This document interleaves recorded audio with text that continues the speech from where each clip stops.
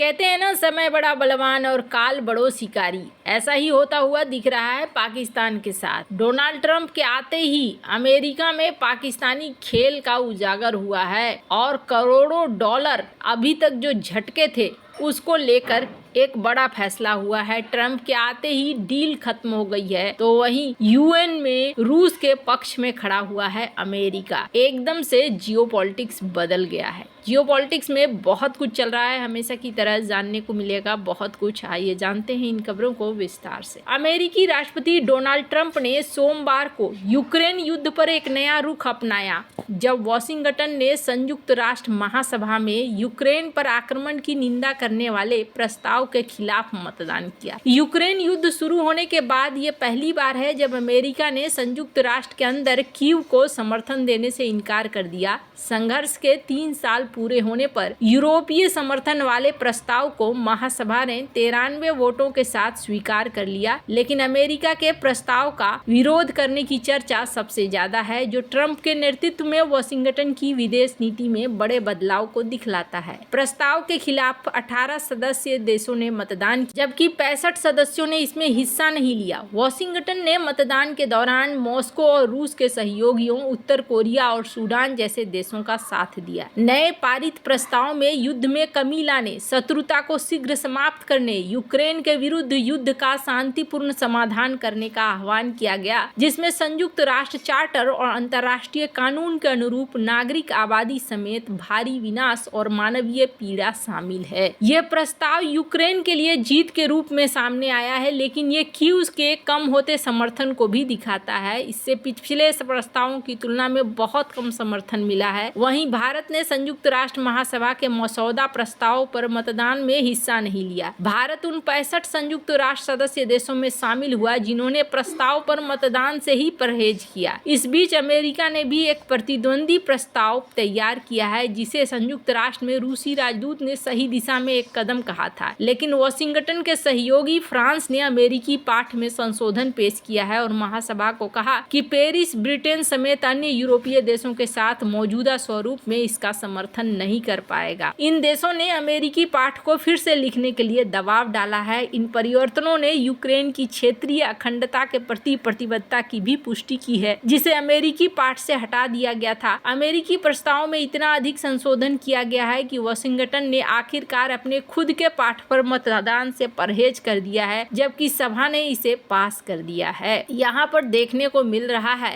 कि Donald Trump एकदम ही अलग रुख अपना रहे हैं। डोनाल्ड ट्रंप का शांति प्रस्ताव लागू हुआ तो यूक्रेन कई हिस्सों में बढ़ जाएगा। डोनाल्ड ट्रंप के प्रस्तावों को देखें तो साफ पता चलता है कि उन्होंने यूक्रेन युद्ध का आखिरी विजेता रूसी राष्ट्रपति व्लादिमीर पुतिन को बना दिया है। इस शांति प्रस्ताव में यूक्रेन कहीं नहीं है और राष्ट्रपति वोलोदिमीर जेलेंस्की कोने में फंसे चूहे की तरह बताए जा रहे हैं। डोनाल्ड ट्रंप ने जेलेंस्की को तानाशाह कहकर फटकार लगाई और साफ शब्दों में धमकी दी कि शांति प्रस्ताव पर आगे बढ़ें, नहीं तो उनके पास कोई देश नहीं बचेगा। ट्रंप ने साफ कर दिया कि जिस हिस्से पर अब रूस का कब्जा है वो यूक्रेन हासिल नहीं कर पाएगा। यूक्रेन को नाटो का सदस्य नहीं बनाया जाएगा। रूस ने यूक्रेन के लगभग 20% क्षेत्र पर कब्जा कर लिया। रॉयटर्स की एक रिपोर्ट के मुताबिक ब्रुसेल्स में नाटो ऑफिस में यूक्रेन के सैन्य सहयोगियों की एक बैठक में अमेरिकी रक्षा सचिव पीट हेग्सेथ ने कहा कि हम भी आपकी तरह एक संप्रभु और समृद्ध यूक्रेन चाहते हैं, लेकिन हमें यह पहचान करने की शुरुआत करनी चाहिए कि यूक्रेन की 2014 से पहले सीमाओं पर वापस लौटना एक अवास्तविक मकसद है। 2014 में भी रूस ने यूक्रेन पर हमला किया था, उससे क्रीमिया क्षेत्र को छीन लिया था। जो बाइडेन के कार्यकाल के दौरान लगातार यूक्रेन को हथियारों की सप्लाई की जा रही थी। मीडिया रिपोर्ट्स के मुताबिक उसे अब बंद कर दिया गया, जिसकी आधिकारिक तौर पर पुष्टि नहीं हुई है। कीव पोस्ट की एक रिपोर्ट के मुताबिक यूक्रेन के एक सांसद ने कहा कि अमेरिका से हथियारों की आपूर्ति रोक दी गई है। हालांकि रिपोर्ट में एक अन्य सांसद ने उनकी बात का खंडन किया है। यूक्रेन के रक्षा और खुफिया मामलों पर संसदीय पैनल दल में शामिल सांसद रोमन कोस्टेको ने कहा है कि यूक्रेन को हथियारों की बिक्री और डिलीवरी में शामिल कुछ अमेरिकी कंपनियां अब राजनीतिक फैसलों का इंतजार कर रही है। कोस्टेंको ने एक इंटरव्यू में कहा कि मेरी जानकारी के मुताबिक बेचे जाने वाले हथियारों की डिलीवरी बंद हो गई है। जिन कंपनियों को इन हथियारों को यहां भेजना था वे अब इंतजार कर रही हैं क्योंकि कोई फैसला नहीं हुआ है। अमेरिका के विदेश मंत्री मार्को रूबियो ने इसी महीने रियाद में रूसी विदेश मंत्री सर्गेई लावारोव के साथ उच्च स्तरीय बैठक की, जिसमें यूक्रेन या यूरोप को शामिल नहीं किया गया। पूर्व रूसी राष्ट्रपति अब रूस की सुरक्षा परिषद के उपाध्यक्ष दिमित्री मेदवेदेव ने यूक्रेन को एक नाकाम राज्य कहकर आग में घी डालने का काम किया। जेलेंस्की का जिक्र करते हुए मेदवेदेव ने कहा कि चूहा कोने में फंस गया है। यूक्रेन अब यूरोप का चेहरा निहार रहा है, जिसकी हिम्मत उसे बचाने की नहीं है। यूरोप पहले से ही कमजोर और विभाजित है। जिसके बाद जेलेंस्की ने रूस के साथ कब्जा किए गए क्षेत्रों को बदलने की पेशकश की। यूक्रेन के सैनिकों ने रूस के कुर्स्क क्षेत्र पर कब्जा रखा, जबकि रूस ने यूक्रेन के 4 क्षेत्रों डोनेस्क, खार्किव, खेरासन और लुहांस्क पर कब्जा कर रखा है। डोनाल्ड ट्रंप ने जेलेंस्की को तानाशाह बताते हुए कहा है कि वह चुनाव कराने से इनकार करते हैं। यूक्रेनी पोल में उनका प्रदर्शन बहुत कम है और एकमात्र चीज जिसमें वो अच्छे हैं और वह है बाइडेन को बाजे की तरह बजाना। बिना चुनाव के तानाशाह जेलेंस्की के लिए बेहतर होगा कि वो जल्दी से आगे बढ़े, अन्यथा उनके पास कोई देश ही नहीं बचेगा। खैर, अब जहां एक तरफ साफ साफ शामिल दिख रहा है कि यूक्रेन के खिलाफ ही है डोनाल्ड ट्रंप, तो वहीं दूसरी तरफ कंगाल पाकिस्तान को अमेरिका ने बड़ा झटका दिया है। अमेरिकी राष्ट्रपति डोनाल्ड ट्रंप के सख्त रुख के बाद न्यूयॉर्क शहर ने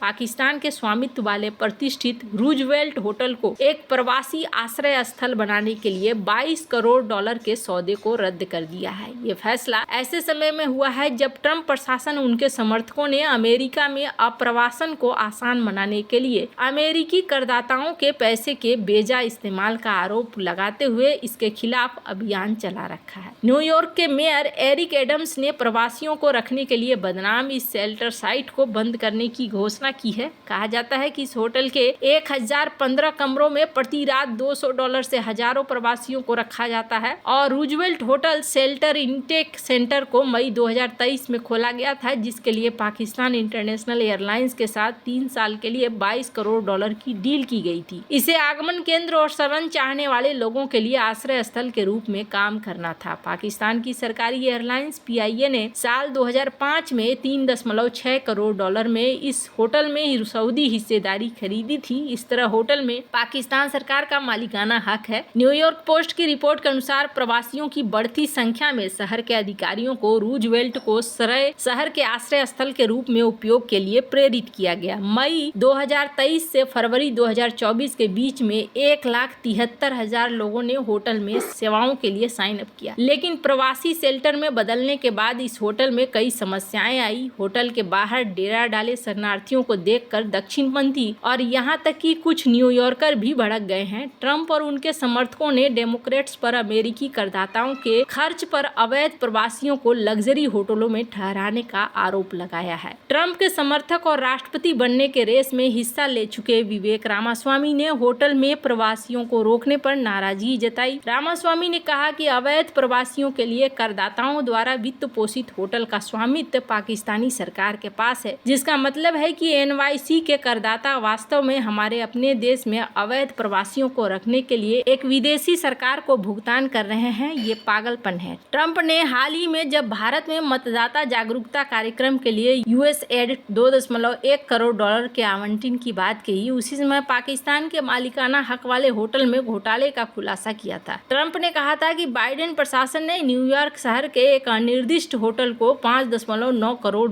का भुगतान किया। ट्रंप के बगल में खड़े मस्क ने कहा कि न्यूयॉर्क शहर प्रशासन होटल के कमरे के लिए सामान्य दर से दुगना में भुगतान कर रहा है। वैसे आपको क्या लगता है इन सब मामले में, आपकी क्या राय है, कमेंट कर जरूर बताएं। जल्द मिलते हैं अगले वीडियो में नई खबर के साथ।